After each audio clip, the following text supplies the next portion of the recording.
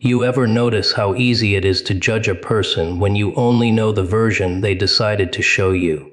You hear their words, you see their smile, you watch them act innocent, and somehow you start questioning yourself. You start thinking maybe you misunderstood them, maybe you were too sensitive, maybe you expected too much.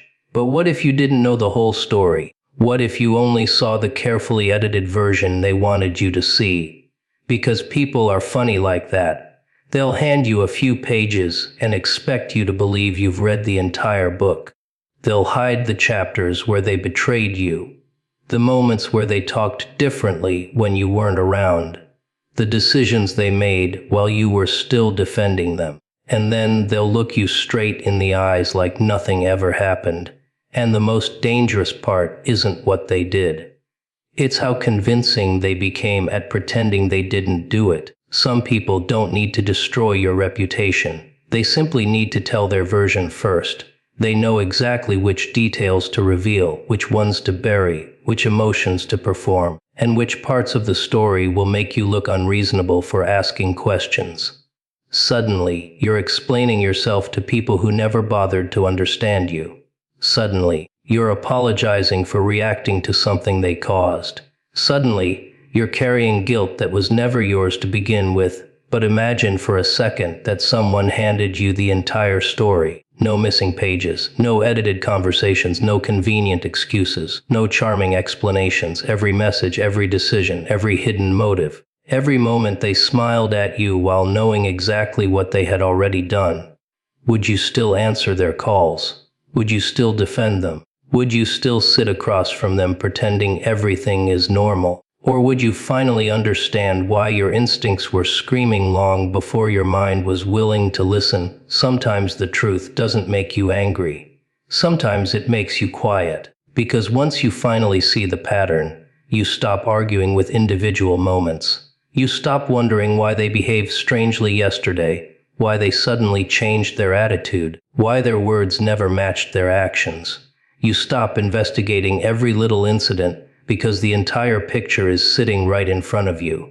And suddenly, the confusion disappears. You realize you weren't crazy for noticing the inconsistencies. You weren't weak for feeling something was wrong. You were simply missing information. And there's a difference between being unable to understand someone and being deliberately kept from understanding them. That's where silence becomes powerful. Not the childish silence meant to punish someone. The kind of silence that happens when you finally know enough to stop asking questions. The kind that says, I don't need another explanation. I don't need another performance. I don't need you to admit anything. I've seen enough pages of the book to know I don't belong in the next chapter. You thought you knew them. That's the funny part. You built your opinion from what they showed you, what they told you, what they allowed you to see. You listened to their explanations, accepted their excuses, remembered their good moments, and ignored the little things that didn't quite make sense. Because when you care about someone, your mind has a strange habit of filling in the blanks for them. You don't see the missing pieces as missing pieces. You turn them into excuses. You say maybe they were tired. Maybe they were stressed. Maybe they didn't mean it. Maybe there's another side to the story. And while you're busy giving them the benefit of the doubt, they're quietly benefiting from your doubt. People rarely hand you the whole truth. They hand you the version that protects them. They give you the cleanest explanation, the most convenient detail, the story that makes their behavior look reasonable. And if you question it, they don't always attack your intelligence. Sometimes they attack your emotions. They tell you that you're overthinking. They say you're too sensitive. They wonder why you're making such a big deal out of something so small. Suddenly, the conversation isn't about what happened anymore. It's about why you noticed it. That's a clever little trick. Change the subject from their behavior to your reaction, and suddenly they don't have to explain themselves. You probably remember moments when something felt wrong but you couldn't prove it. Nothing dramatic enough to expose. Nothing obvious enough to confront. Just little cracks. A strange change in tone. A story that didn't line up. A promise that suddenly had conditions attached to it. A person who treated you one way when you were alone and another way when other people entered the room. You noticed it, but you kept moving because you didn't want to become the suspicious person. You didn't want to accuse someone without evidence. So you swallowed the question and kept smiling, because sometimes people would rather live with confusion than risk discovering something painful. And that is how someone can stay in your life while you slowly lose trust in them. Not because they confessed to everything, but because your instincts kept collecting evidence that your heart refused to organize. Every strange moment became another page. Every contradiction became another sentence. Every unexplained disappearance became another paragraph. You didn't have the entire book, but you had enough fragments to feel that something was missing. Then one day, information arrives. Maybe someone tells you something. Maybe you discover something by accident. Maybe they finally admit a detail they should have told you long ago, and suddenly old memories start connecting themselves. That conversation from 6 months ago suddenly makes sense. That strange reaction suddenly makes sense. That night they became defensive suddenly makes sense. The things you once considered separate incidents start looking like pieces of the same picture, and that's when the emotional shock hits. Not because you just learned something new, but because you realize how much of your past understanding was built on incomplete information. You weren't reacting to the whole story. You were reacting to the edited version. You were making decisions with half the facts while they were holding the missing pages in their pocket. The cruelest part is that you may have defended them while they knew exactly what you didn't know. You may have argued with other people on their behalf. You may have protected their reputation. You may have told yourself they were misunderstood. You may have given them chances because you believed people deserved forgiveness. And maybe forgiveness is still something you can give. But forgiveness doesn't require you to forget what the full story revealed. Because once the missing pieces appear, you can't unknow them. You can't return to the version of the relationship that existed before the truth walked into the room. You can pretend for a while. You can smile. You can answer politely. You can act like nothing changed. But inside your mind, the story has already been rewritten.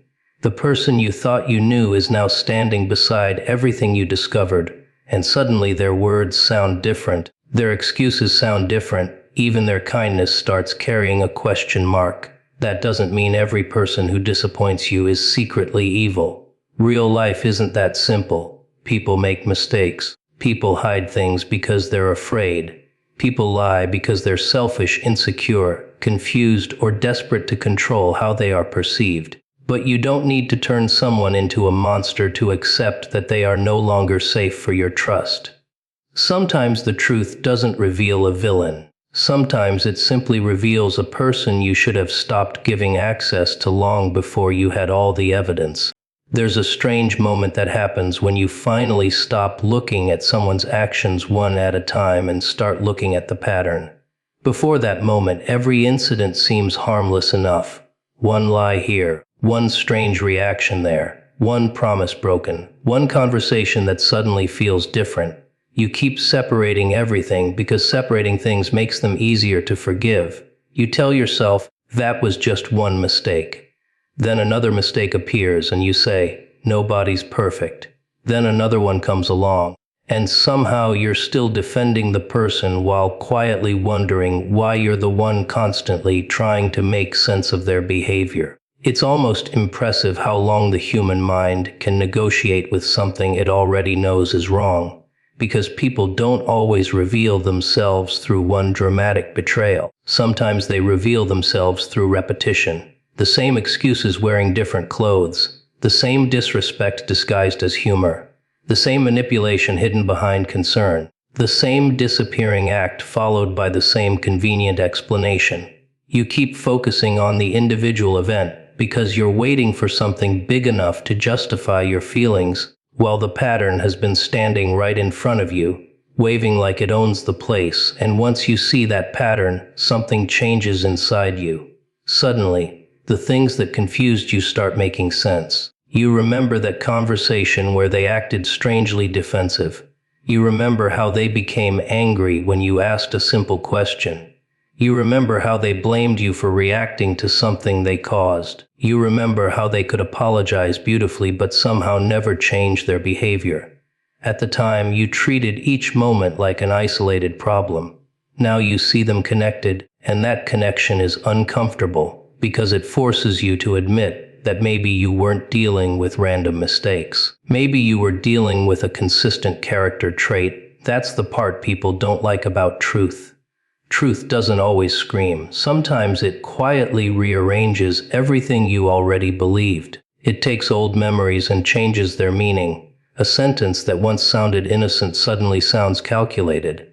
A compliment that once made you smile suddenly feels like manipulation. A promise that once gave you hope suddenly looks like a tool they used to keep you around. The past doesn't change, but your understanding of the past does, and now you have a decision to make. You can keep pretending you don't see it, because pretending is comfortable. You can continue accepting explanations that require you to ignore your own intelligence.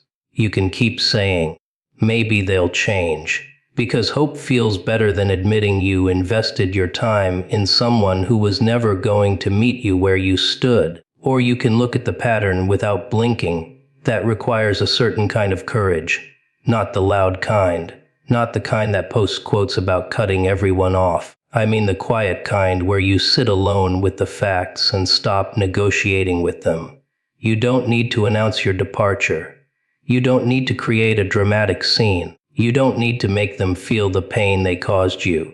You simply stop participating in the illusion, because when you finally recognize the pattern, you stop asking the wrong question. You stop asking, why did they do this to me? And start asking, why did I keep accepting it? That question can hurt more than anything they ever said, because now the responsibility is no longer sitting entirely outside your door. You realize there were moments when you knew something was wrong, but chose peace over confrontation. Moments when you saw disrespect but called it misunderstanding. Moments when you noticed inconsistency but convinced yourself that loyalty meant staying. Loyalty is a beautiful thing when it is mutual, but loyalty without boundaries can become self-abandonment. You can be loyal to someone and still recognize that their behavior is damaging you. You can understand their struggles without volunteering to become their emotional punching bag. You can forgive someone without restoring their access to you. You can care about a person and still decide that the version of yourself you become around them is not worth protecting, and that's where the pattern becomes useful. It gives you information. It teaches you what apologies mean when nothing changes. It teaches you what promises are worth when actions repeatedly contradict them. It teaches you the difference between someone having a bad day and someone repeatedly making your life harder. One bad moment is human. A repeated pattern is information. Some people will try to convince you that noticing patterns makes you negative. They'll tell you to stop looking for problems. But there's a difference between paranoia and awareness. Paranoia invents threats without evidence. Awareness notices behavior that has already happened. You don't need to accuse everyone around you. You simply need to stop ignoring what keeps repeating. The moment you understand that your standards begin to change, you stop being impressed by words without evidence. You stop confusing attention with loyalty. You stop treating apologies as proof of transformation. You stop giving unlimited chances to people who keep using every chance as permission to repeat themselves. You become less interested in what someone promises and more interested in what they consistently demonstrate, and suddenly, the person who once had the power to confuse you loses that power, not because you defeated them, not because you exposed them, not because you made them regret anything. They lose that power because you finally understand the pattern, and once you understand the pattern, you no longer need every new incident to convince you that the pattern exists. You can finally watch the same behavior happen without stepping into the same trap, without arguing with the same excuses, without begging for the same respect, without trying to solve a puzzle that was never yours to solve, while they continue believing you are still looking at each piece separately. You know what's strange. Sometimes the person you defend the hardest is the person who gave you the most reasons to stop defending them. You hear someone criticize them, and suddenly you become their lawyer. You explain their behavior. You soften their mistakes. You remind everyone of their good side. You say they were stressed. They didn't mean it. They're going through something. They have a difficult past. You build an entire courtroom inside your own mind just to prove that someone else deserves your loyalty, while quietly ignoring the evidence that keeps appearing against them. And maybe that's because admitting the truth would cost you something. It would cost you the version of the relationship you wanted to believe was real. It would force you to look at the time you invested, the trust you gave, the chances you offered, and all the moments when you ignored that uncomfortable feeling in your stomach. It's much easier to defend someone than to admit that you misjudged them. Pride has a strange way of turning denial into loyalty. You start defending their intentions instead of examining their actions. They didn't mean it like that. They're actually a good person. They would never do that. Interesting. You're making arguments about what someone would never do while standing in the middle of something they already did. You're protecting an imaginary version of them while the real version keeps showing up with receipts. That's when you have to ask yourself something uncomfortable. Why are you working harder to protect their reputation than they ever worked to protect your trust? Why are you explaining their behavior to people who can clearly see what happened? Why are you carrying the burden of making their actions look reasonable when they could simply take responsibility for them? Because sometimes you're not defending the person anymore. You're defending the story you created about the person, and stories can become addictive. You remember the good moments, the laughter, the late conversations, the times they helped you, the promises, the memories that made you believe there was something special between you. So when the ugly parts appear, your mind immediately reaches for the beautiful parts as evidence that the ugly parts shouldn't count. But both can exist. Someone can have good moments with you and still be capable of treating you badly. Someone can love you in one moment and disrespect your boundaries in another. Human beings are complicated, and that complexity doesn't erase consequences. You don't need to turn them into a monster just because you're finally tired of being hurt. You don't need to rewrite every good memory as fake. Maybe some of those moments were genuine. Maybe they meant what they said at the time. But genuine moments don't give someone permanent permission to mistreat you. A beautiful chapter doesn't obligate you to keep reading a book that has become destructive. And there comes a point when defending them starts costing you your own dignity. You find yourself lying to yourself before you even lie to other people. You know something is wrong, but you keep searching for a better explanation. You know the behavior is disrespectful, but you call it misunderstanding. You know the apology is empty, but you call it progress. You know the same cycle keeps returning, but you call it another chance, another chance, another chance, another chance. Funny how that phrase sounds noble until you realize you're giving someone another opportunity to do exactly what they already proved they would do. Walking away doesn't always mean hatred. Sometimes it means you finally stopped volunteering for the same lesson. You can wish someone well from a distance. You can forgive them without trusting them again. You can release resentment without reopening the door. You can understand why they became the person they are without accepting responsibility for fixing them, because your job was never to rehabilitate someone at the expense of yourself. Your job was never to convince everyone that they were good. Your job was never to keep their image clean while your own peace became dirty with confusion, anxiety, and disappointment. The moment you stop defending them, something unexpected happens. You begin defending yourself. You start listening to your instincts again. You stop needing 10 explanations before accepting one obvious truth.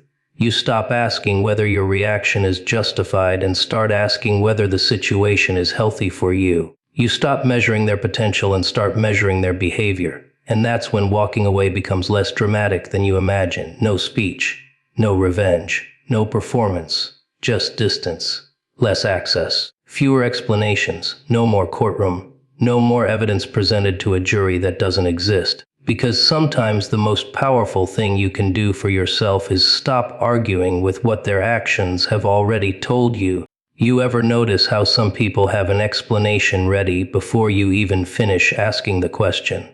Almost like they've rehearsed it. You bring up what happened, and suddenly there's a complicated story, 3 excuses, 2 emotional details, and somehow you end up feeling guilty for bringing it up in the first place.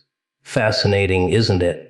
You started the conversation because something they did hurt you, and somehow you're the one sitting there wondering if you were unfair. That's what confusion can do.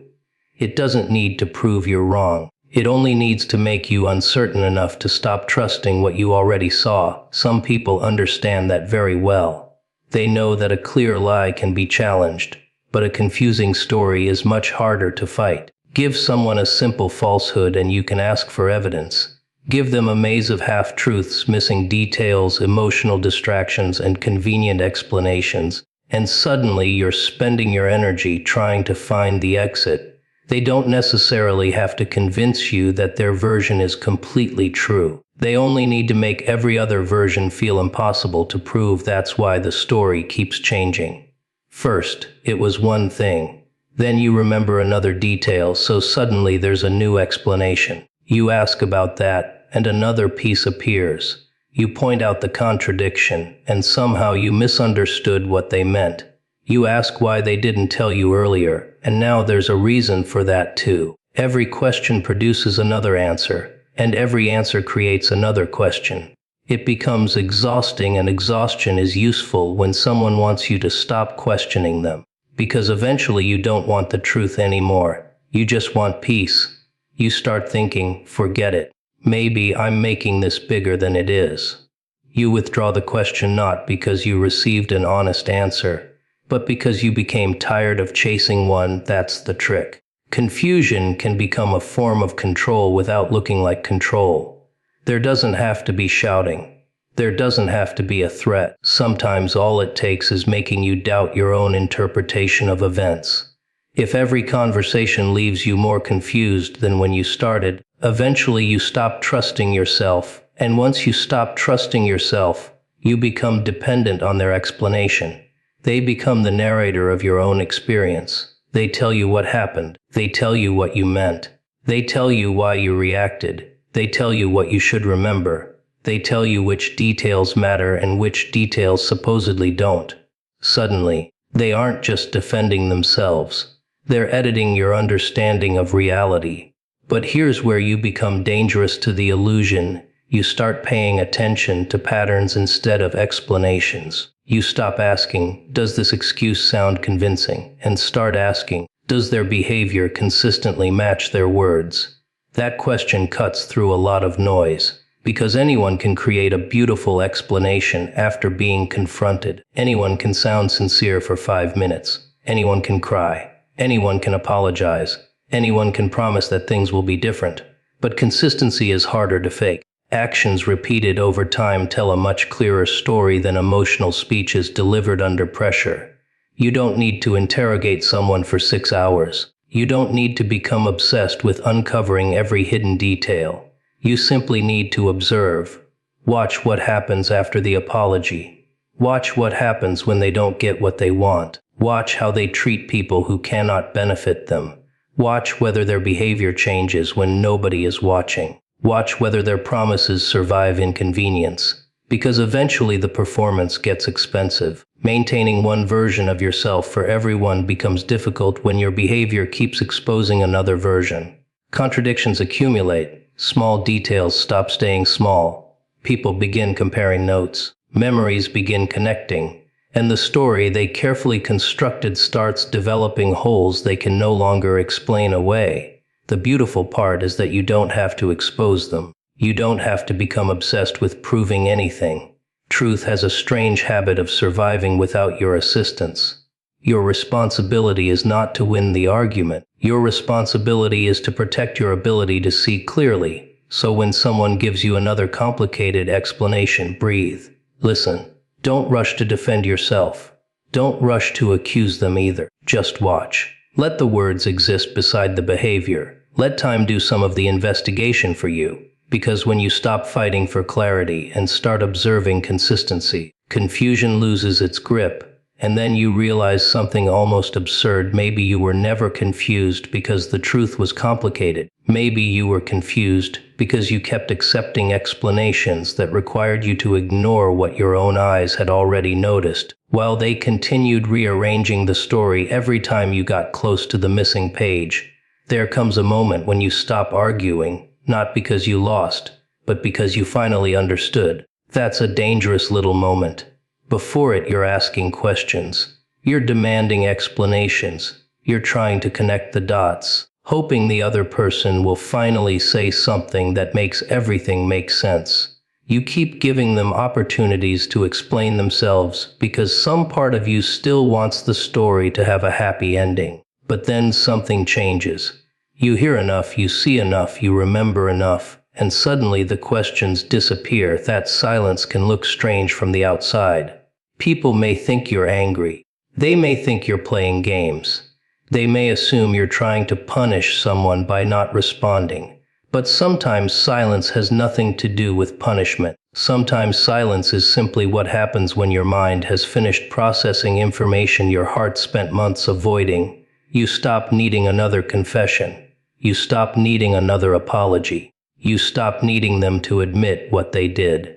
Because you finally understand that an admission would not change what happened. You could spend another 100 conversations forcing someone to acknowledge the truth, and it still wouldn't return the trust you lost.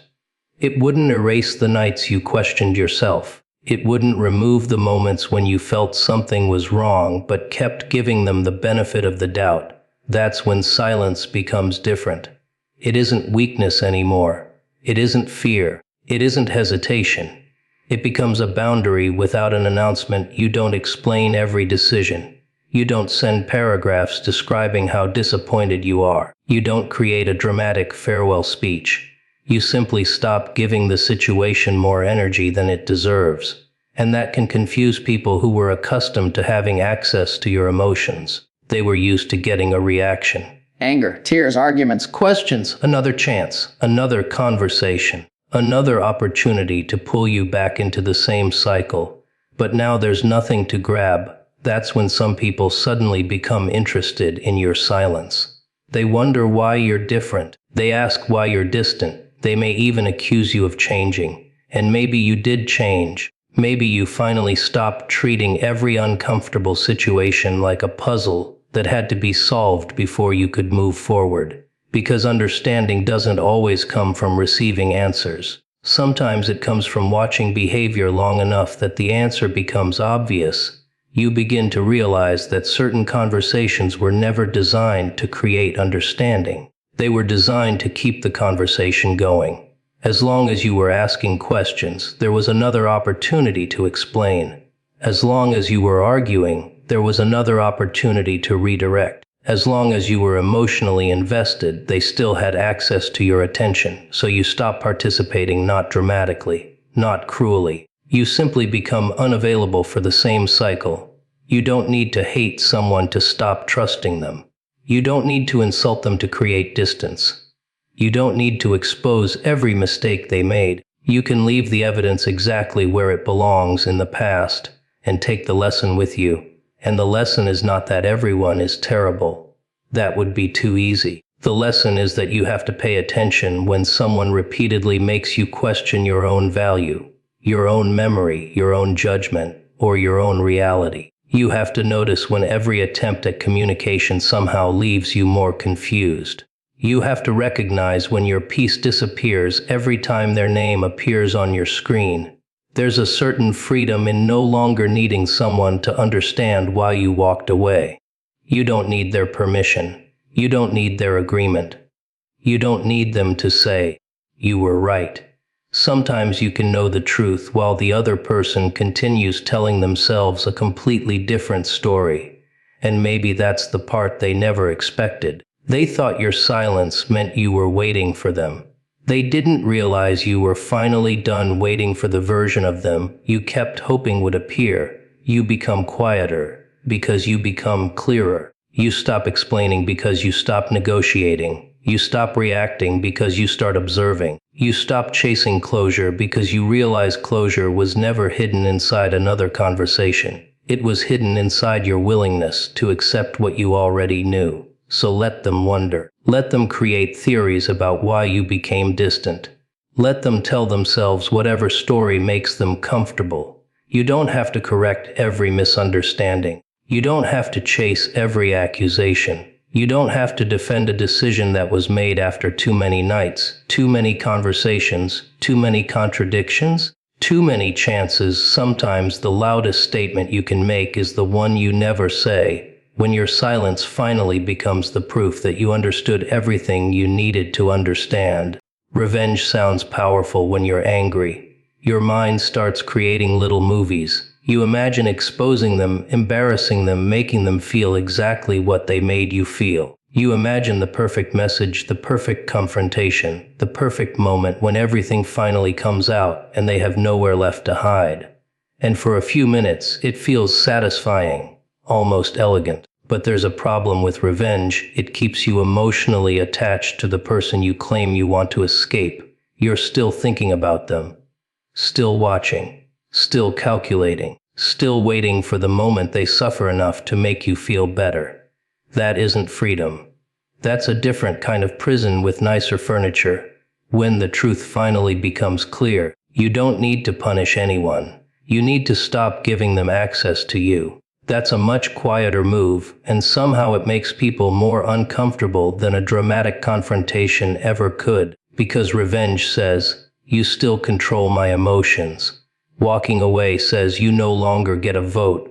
There's a difference between wanting justice and wanting someone to hurt because you hurt. Justice belongs to consequences. Revenge belongs to obsession. One lets you move forward. The other keeps your eyes locked on the rearview mirror while your life is waiting in front of you. And maybe they deserve to feel guilty. Maybe they should understand what they destroyed. Maybe one day they'll realize that they pushed away someone who genuinely cared about them. But you cannot build your peace around a future moment that may never happen. You cannot sit around waiting for someone's conscience to become your closure. Some people never admit what they did.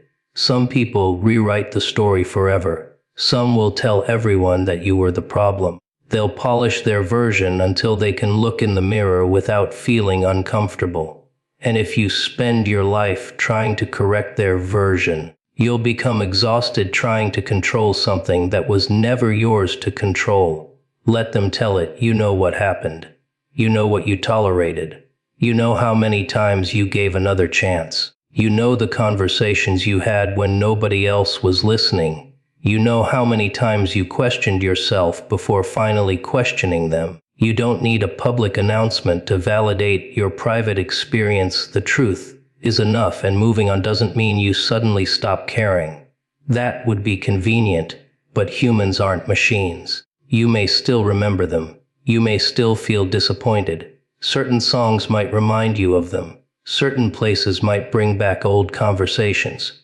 You may even miss the person you thought they were. That doesn't mean you made the wrong decision. It means you're human. You can miss someone and still refuse to return to the same environment that broke your trust. You can forgive someone and still keep the door closed. You can wish them peace without offering them another piece of yours. That is emotional discipline.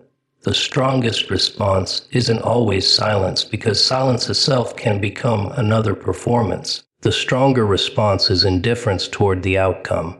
You no longer need them to regret it. You no longer need their friends to know your side. You no longer need everyone to agree with you. You simply start building a life that doesn't require their apology to feel complete. And that's where the balance shifts. The person who hurt you becomes part of your history instead of the center of your attention. Their name becomes a memory instead of a trigger. Their choices become information instead of instructions for how you should live. You stop asking what they are doing now and start asking what you are doing next. That question changes everything, because while you were thinking about revenge, your future was waiting. While you were imagining their downfall, your own potential was sitting untouched. While you were replaying the betrayal, time was moving forward without asking permission. You don't get those hours back, so use the pain differently. Let it sharpen your standards. Let it teach you to notice consistency. Let it make you slower to trust words without actions and faster to respect your own boundaries. Don't become cruel because someone treated you badly. Become difficult to manipulate. Don't become bitter because someone betrayed you. Become harder to deceive. Don't spend your life proving that they were wrong. Build a life where their opinion becomes irrelevant, because the greatest consequence you can give someone who underestimated you is not watching them suffer. It's becoming someone who no longer needs anything from them. No apology, no explanation, no revenge, no final conversation, just distance. Discipline, growth, and a life so completely focused on what comes next that the chapter they tried to ruin becomes nothing more than another page you eventually stop turning back to.